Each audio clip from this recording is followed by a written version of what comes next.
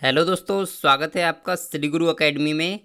मैं मनु वर्मा आपका शुक्रिया हार्दिक अभिनंदन करता हूं। दोस्तों, आज हम आपके लिए ईवीएस यानी कि पर्यावरण के कुछ इम्पोर्टेंट क्वेश्चन लेके आए हैं जो आपके जितने भी शिक्षक भर्ती एग्ज़ाम हैं उन सभी में किसी न किसी एग्ज़ाम में आए हुए हैं और दोस्तों आने की पूर्ण संभावना है। इसीलिए मैंने इन सभी प्रश्नों के लिए किया है।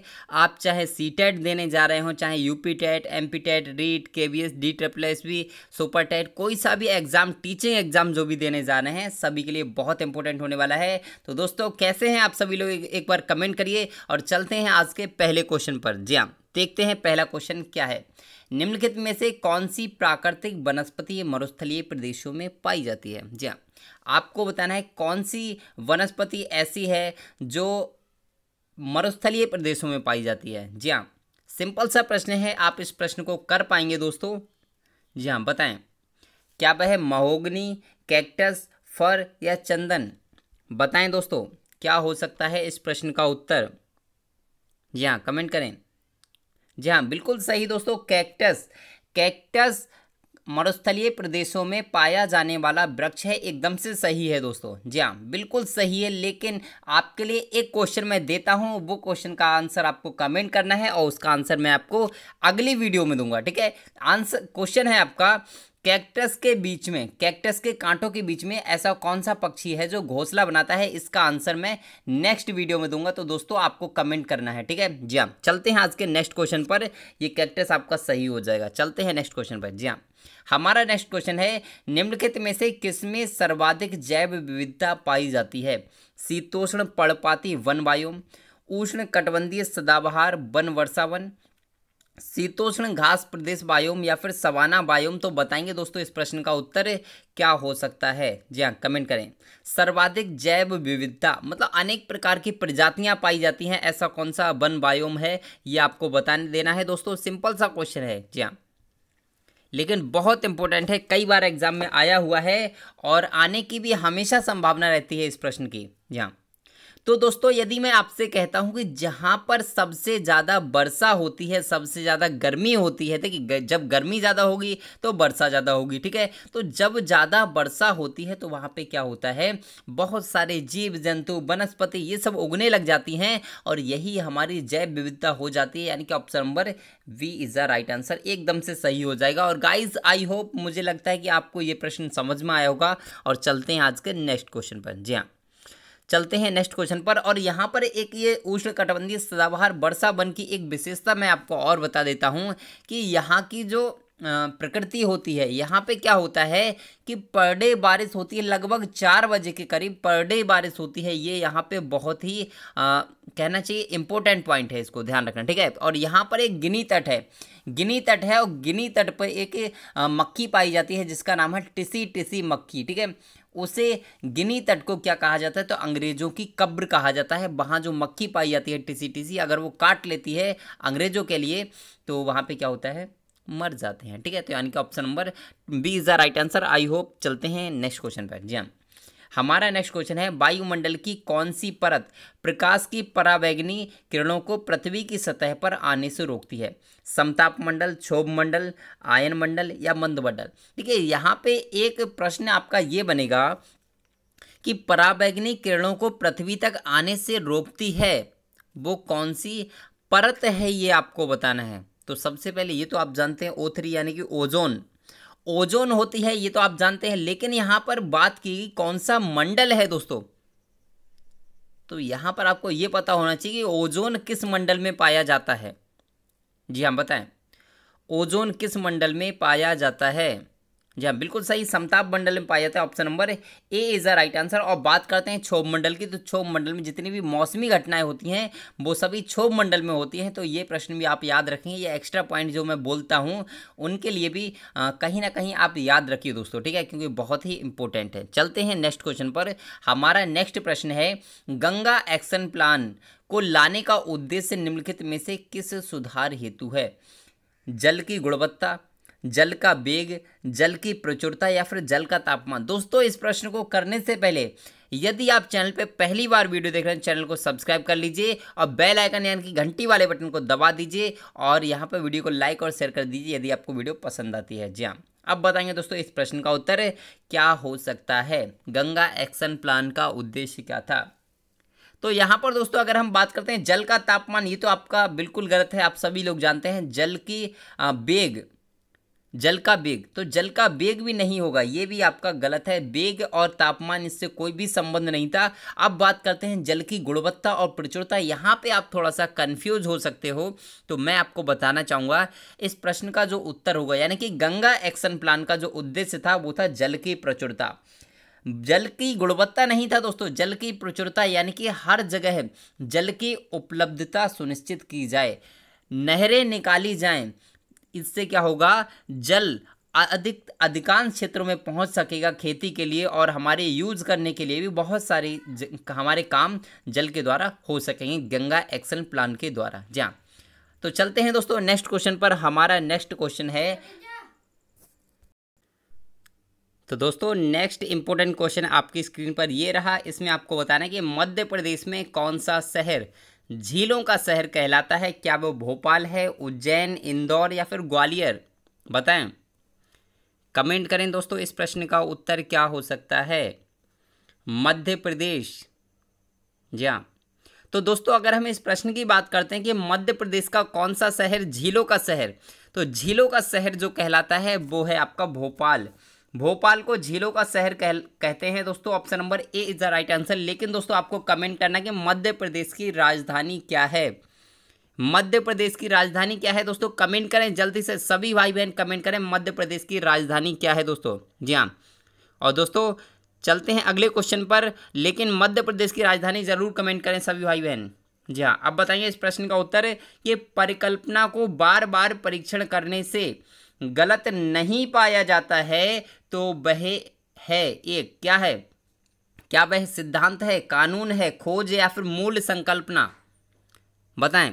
तो दोस्तों आप सभी लोग जानते हैं खोज से तो इसका कोई रिलेशन है नहीं, मूल संकल्पना से इसका कोई रिलेशन नहीं, लेकिन सिद्धांत और कानून यहाँ पर आप थोड़ा सा कंफ्यूज होते हैं। तो ध्यान रखिए, यदि कोई परिकल्पना को बार बार किया जाता है और परीक्षण करने पर गलत नहीं पाया जाता है तो आपका एक सिद्धांत कहलाता है, यानी कि option number A is the right answer, एकदम से करेक्ट हो जाएगा गाइज। और चलते हैं आज के नेक्स्ट क्वेश्चन पर जो है हमारा बहुत इंपॉर्टेंट। जी हाँ, चलते हैं।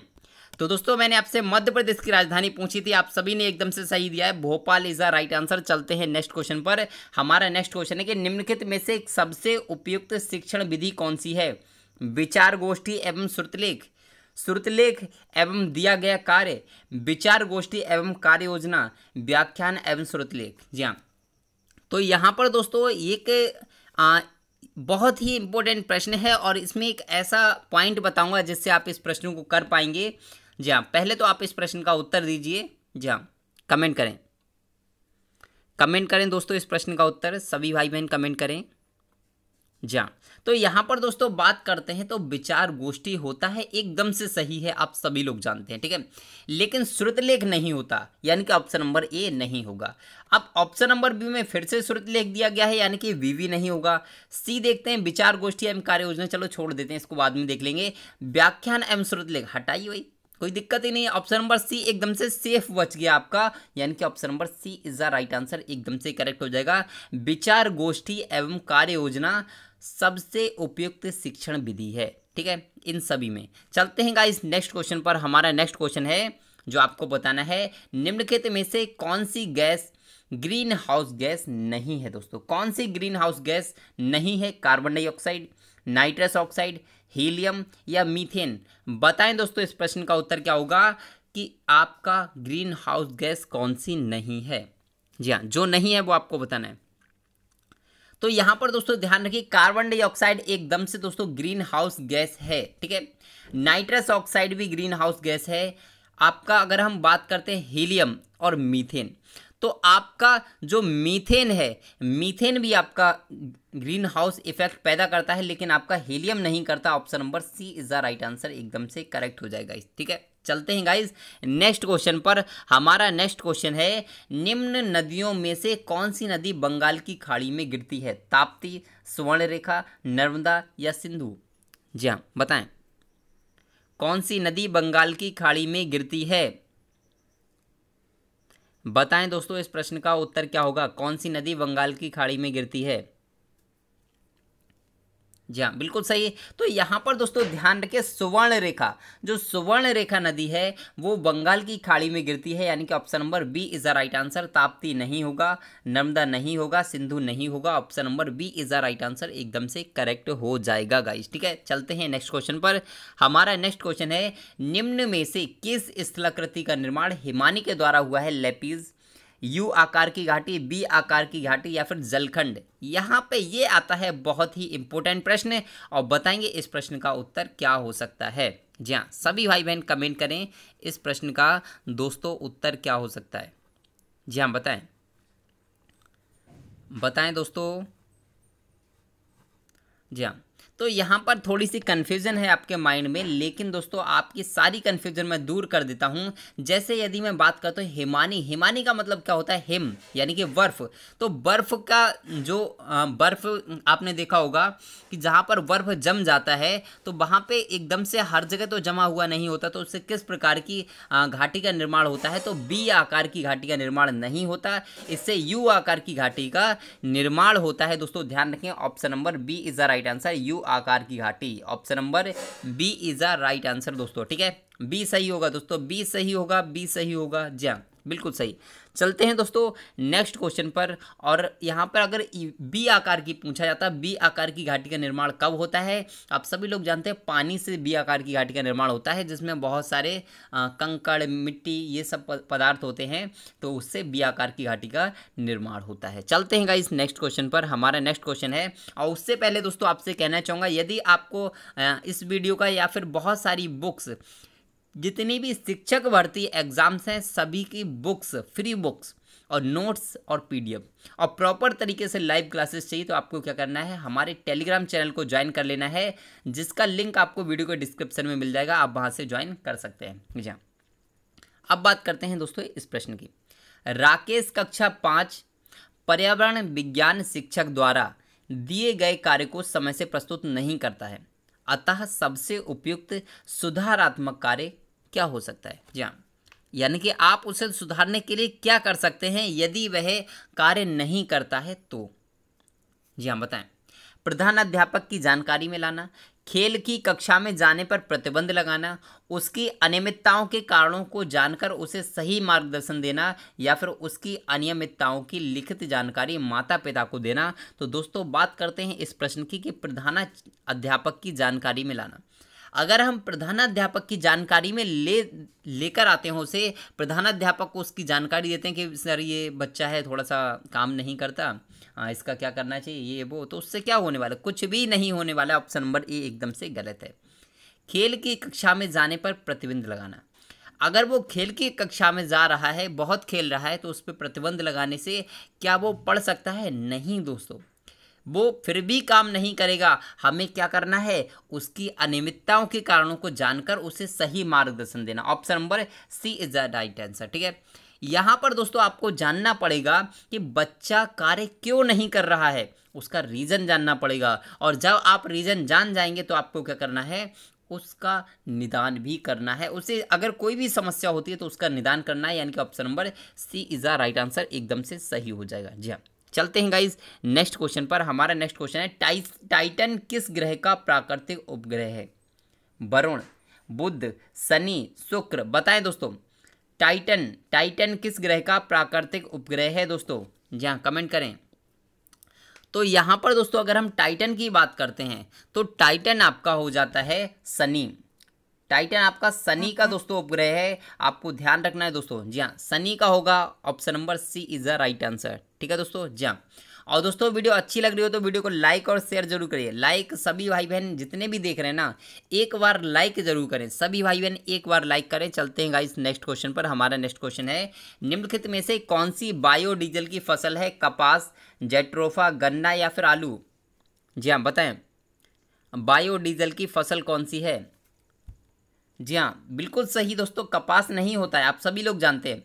आलू भी नहीं होता है, और यहाँ पर जेट्रोफा होता है दोस्तों, जेट्रोफा। ठीक है, जेट्रोफा होता है, option number B is the right answer. लेकिन दोस्तों यहाँ पे एक कंफ्यूजन ये आती है आपके माइंड में कि ध्यान रखना है, यदि आपको जेट्रोफा नहीं दिया हो तो कहीं ना कहीं बायोडीजल जो बनता है गन्ने से भी बनता है। ऑप्शन नंबर सी भी एकदम से सही है, कुछ जगह पे बहुत कम मात्रा में बनाया जाता है। ठीक है, तो अगर जेट्रोफा नहीं दिया है तो आप गन्ना लगा सकते हैं। दोस्तों ध्यान रखना है इस प्रश्न के लिए, क्योंकि ये प्रश्न आपको कंफ्यूज कर देता है, क्योंकि कभी कभी आपको ऑप्शन में जेट्रोफा ही नहीं दिखता तो आप कंफ्यूज हो जाते हैं, सर अब इसमें क्या होगा।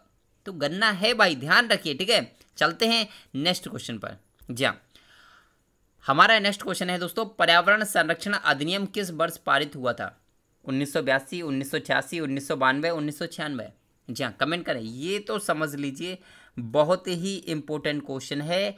आपका कोई सा भी एग्जाम हो जिसमें पर्यावरण यानी कि ईबीएस आता है तो आपका ये प्रश्न आना लाजमी है दोस्तों। जी हाँ, बताएं दोस्तों इस प्रश्न का उत्तर, कमेंट करें। कमेंट करें दोस्तों इस प्रश्न का उत्तर। जी हाँ, बिल्कुल सही, option number B is the right answer, 1986। ठीक है, पर्यावरण संरक्षण अधिनियम 1986 में पारित हुआ था, आप सभी लोग जानते हैं, एकदम से सही हो जाएगा। जी हाँ, और चलते हैं गाइस नेक्स्ट क्वेश्चन पर। और उससे पहले दोस्तों आपसे कहना चाहूँगा, यहाँ पे क्या होता है कि आप सभी लोग इंतजार में रहते कि सर हमारे पास नोटिफिकेशन आए तभी हम लाइव क्लास में आएंगे। अरे भाई, आप सभी लोगों को पता है पर डे 9 बजे, कितने बजे? पर डे 9 बजे, रात्रि 9 बजे दोस्तों आप चले आइए। ठीक है, और अपने चैनल श्री गुरु एकेडमी पर आ जाइए, आपको 9 बजे लाइव क्लास स्टार्ट हो जाएगी पर डे दोस्तों, संडे को छोड़कर, ओनली संडे, संडे ऑफ रहता है। ठीक है, जा अब बात करते हैं भूमंडलीय तापन का कारण क्या है? हिमनदों में वृद्धि, कार्बन डाइऑक्साइड में वृद्धि, कार्बन डाइऑक्साइड में कमी, या फिर वनों में वृद्धि। तो यहाँ पर दोस्तों बात करते हैं, वनों में वृद्धि अगर हो जाएगी तो क्या भूमंडलीय तापन बढ़ेगा? नहीं दोस्तों, कम होगा। कार्बन डाइऑक्साइड में कमी होगी? ये भी नहीं होगा। अब यहाँ पर दोस्तों ऑप्शन नंबर बी एकदम से करेक्ट है, आप सभी लोगों का सही है। कार्बन डाइऑक्साइड में अगर वृद्धि होती है तो भूमंडलीय तापन यानी कि हमारी पृथ्वी का जो ताप है वो क्या होता है? बढ़ने लगता है दोस्तों। Option number B is a right answer. ठीक है दोस्तों, चलते हैं नेक्स्ट क्वेश्चन पर। जाओ, हमारा नेक्स्ट क्वेश्चन है, निम्न में से किस मृदा का निर्माण लावा द्वारा होता है? किस मृदा का निर्माण लावा द्वारा होता है? तो दोस्तों आपको लावा से मैं आपको एक प्रश्न बनाता हूं। सबसे पहले लावा क्या है? तो ज्वालामुखी के फटने के बाद लावा निकलता है, वही लावा है। लेकिन दोस्तों एक पॉइंट ये आता है कि जब ज्वालामुखी फटता है तो ऊपर आ जाता है, यानी कि उसका जो तरल पदार्थ है वो जमीन के ऊपर आ जाता है, तब उसे लावा कहते हैं। लेकिन जब वो जमीन के अंदर होता है तो उसे मैग्मा कहते हैं। यहाँ पर भी बहुत सारे जो भाई बहन हैं वो कंफ्यूज हो जाते हैं कि सर लावा क्या है, मैग्मा क्या है। तो आप सभी लोग एकदम से समझ लीजिए, लावा जब जमीन के ऊपर आ जाता है, यानी कि जब ज्वालामुखी फटता है तो तरल पदार्थ जब जमीन के ऊपर आ जाता है तो उसे लावा, और जब जमीन के अंदर होता है तब उसे मैग्मा कहते हैं। ध्यान रखेंगे दोस्तों। और बात करते हैं इस प्रश्न की कि किस मिट्टी का निर्माण लावा द्वारा होता है? तो आप सभी लोग जानते हैं काली मिट्टी का निर्माण लावा द्वारा होता है। Option number B is the right answer. काली मिट्टी को और क्या नाम से पुकारते हैं? तो रेंगुर मिट्टी। ठीक है, रेंगुर मिट्टी के नाम से भी दोस्तों काली मिट्टी को पुकारा जाता है, ये आप याद रखेंगे। कपास की मिट्टी भी कहा जाता है क्योंकि कपास की फसल काली मिट्टी में सबसे अच्छी होती है, यानी कि कपास की काली मिट्टी भी कहा जाता है। और यहाँ पर दोस्तों कपासी मिट्टी भी कहा जाता है, रेंगुर मिट्टी भी कहा जाता है, कई सारे नाम भी इसके हैं। और इसमें आप सभी लोग ध्यान रखेंगे, ये प्रश्न तो बहुत बार आता है कि कपास किस मृदा में सबसे अच्छा होता है, तो आप याद रखेंगे काली मिट्टी में। ठीक है, चलते हैं नेक्स्ट क्वेश्चन पर। जी हाँ, हमारा नेक्स्ट क्वेश्चन है गाइस, शिक्षक की सबसे बहुमूल्य निधि क्या है? उसकी सेवा, वेतन, गर्व, या फिर छात्रों का विश्वास? जी हाँ, तो ये प्रश्न मुझे लगता है किसी भी भाई बहन का गलत नहीं होगा और होना भी नहीं चाहिए, क्योंकि यदि आप एक शिक्षक हैं तो शिक्षक होने के नाते आपको ये तो पता ही होना चाहिए कि शिक्षक की सबसे बहुमूल्य निधि क्या है, तो वो है छात्रों का विश्वास। छात्र आप पर कितना विश्वास करते हैं ये बहुत इंपॉर्टेंट है, यानी कि option number D is a right answer दोस्तों। और दोस्तों यहाँ पर दोस्तों आपको सारे प्रश्न कितने सिंपल तरीके से कराए जा रहे हैं, और आपको अगर इसका PDF चाहिए तो आपको क्या करना है, टेलीग्राम चैनल को ज्वाइन कर लेना है, जिसका लिंक आपको वीडियो के डिस्क्रिप्शन में मिल जाएगा दोस्तों। ठीक है, तो दोस्तों आई होप, मुझे लगता है सारे क्वेश्चंस आपको समझ में आए होंगे। और दोस्तों वीडियो समझ में आई हो, क्वेश्चन समझ में आए हो, मेरी मेहनत अच्छी लगी हो, तो आपको क्या करना है, वीडियो को लाइक और शेयर कर देना है। चैनल पे पहली बार वीडियो देख रहे हैं तो चैनल को सब्सक्राइब कर लेना है और ये घंटी वाला बटन दबा देना है दोस्तों, ठीक है, जिससे कि आपको नोटिफिकेशन मिलता रहेगा और आपकी कोई भी क्लास मिस नहीं होगी दोस्तों, ठीक है। जी, तो बताइए दोस्तों आपको क्वेश्चंस कैसे लगे। आई होप, मुझे लगता है कि अच्छे लगे होंगे। जी हाँ, तो दोस्तों आज के लिए बस इतना ही रखते हैं, लेकिन फिर मिलते हैं एक नेक्स्ट वीडियो में नेक्स्ट टॉपिक के साथ। तब तक के लिए हंसते रहिए, मुस्कुराते रहिए और तैयारी करते रहिए दोस्तों, ठीक है। तो चलिए बाय बाय दोस्तों, जय हिंद,